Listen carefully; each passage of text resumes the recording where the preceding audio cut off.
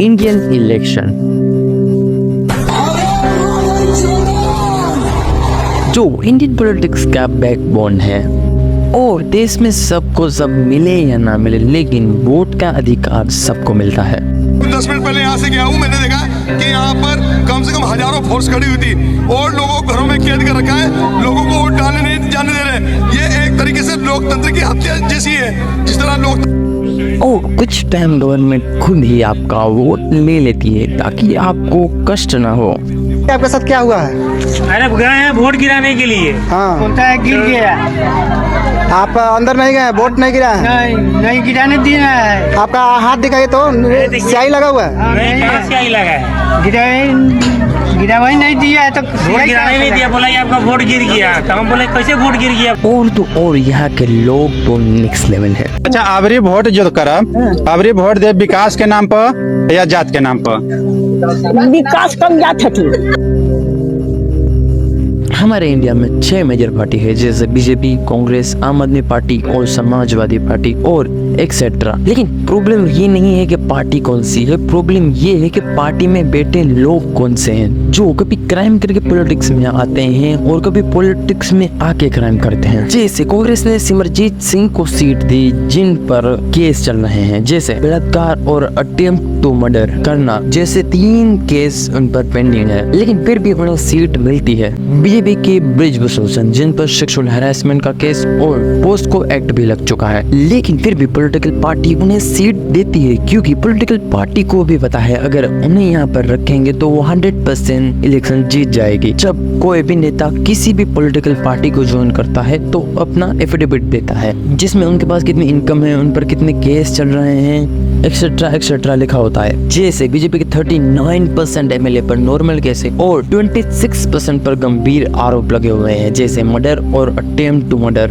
जहां कांग्रेस के 2024 के चुनाव में 99 मेंबर्स में से 49 के खिलाफ नॉर्मल केस है और 21 पर गंभीर आरोप लगे हुए हैं। जहां सबका मिला के 2024 की एडीआर रिपोर्ट के हिसाब से लोकसभा के 543 मेंबर्स में से 241 विनिंग कैंडिडेट के खिलाफ क्राइम केस दर्ज हैं और उनमें से 170 लोगों के खिलाफ सीरियस क्रिमिनल केस हैं, जैसे rape, murder, attempt to murder जैसे क्राइम। और फिर भी जनता उन्हें फॉलो करती है और उन्हें वोट देती है। 27 सितंबर के दिन थलपति विजय अपनी पॉलिटिकल पार्टी की रैली निकालते हैं, जहां पर क्राउड बहुत ही आ जाती है और स्टैम्पेड की वजह से 41 लोगों की डेथ हो जाती है, क्योंकि ये लोग नेता नहीं चुनते, ये लोग भगवान चुनते हैं। अगर किसी एक्टर ने श्री राम का रोल प्ले कर लिया तो उन्हें वोट देना जरूरी हो गया इन लोगों के लिए।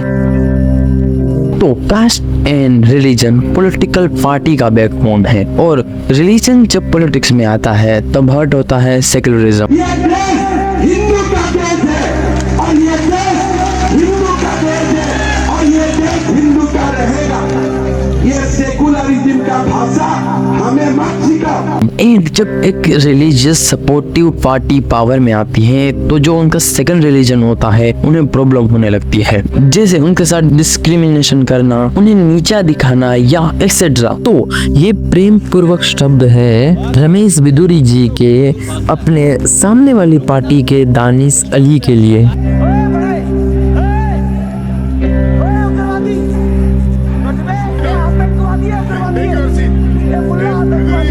और जैसे रिलीजन पॉलिटिक्स में अंदर तक है, वैसे ही कास्ट पॉलिटिक्स में जड़ से है। कास्ट इलेक्शन में आजकल से नहीं बल्कि ब्रिटिश एरा से चली आ रही है, लेकिन आजादी के बाद 1951 से 1952 के लोकसभा के इलेक्शन में कास्ट की रियल एंट्री होती है। जैसे कांग्रेस के टाइम पर अपर कास्ट को खुश करने के लिए लोअर कास्ट, दलित और ओबीसी को इग्नोर किया। भले ही उस टाइम पर नेहरू जी ने यूनिटी की बात की हो, लेकिन अंदर अंदर कास्ट के वोट बैंक की गेम चल रही थी। और जब भी इंडिया में कास्ट की बात होती है तो मेन बात होती है रिजर्वेशन की। हाँ, रिजर्वेशन इसीलिए है क्योंकि अपर कास्ट वाले लोअर कास्ट को दबाते थे और उनको भी उनका अधिकार मिले, इसलिए गवर्नमेंट ने 1950 में रिजर्वेशन लाया। और ये 1915 वाला रिजर्वेशन सिर्फ 10 साल के लिए ही था, मतलब 1960 में ये रिजर्वेशन खत्म हो जाना चाहिए था, लेकिन हर गवर्नमेंट अपने यूज के लिए इस रिजर्वेशन को एक्सपेंड करती रही और करंट में रिजर्वेशन 2000 2030 में खत्म होगा, but no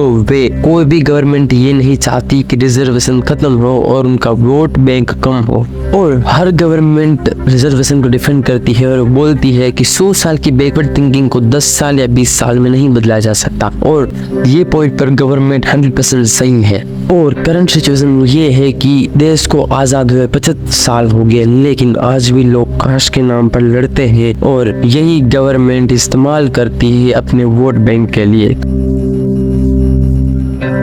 A report revealing nearly 29% of Indian youth are political unaware, and a second report revealed that only 55% of older Indians know about basic government schemes and political awareness. That is main reason लोगों को पता ही नहीं है कि उन्हें government से चाहिए क्या, और लास्टली वो लड़ते हैं अपने रिलीजन और अपनी कास्ट पर प्राउड करते हुए। सो अगर पता ही नहीं है तो करे क्या, तो वोट कैसे दे। तो simple as that, get knowledge. ये इंटरनेट वाली नहीं, is real knowledge, because of fake news फैलाते हैं इंटरनेट पर। गवर्नमेंट ने खुद 8,000 से ज्यादा अकाउंट को बैन किया क्योंकि वो मिस इन्फॉर्मेशन फैला रहे थे। बाकी ओपिनियन आपका है, and thank you for watching and don't forget to subscribe. Tejashwi Yadav को देंगे हम लोग वोट।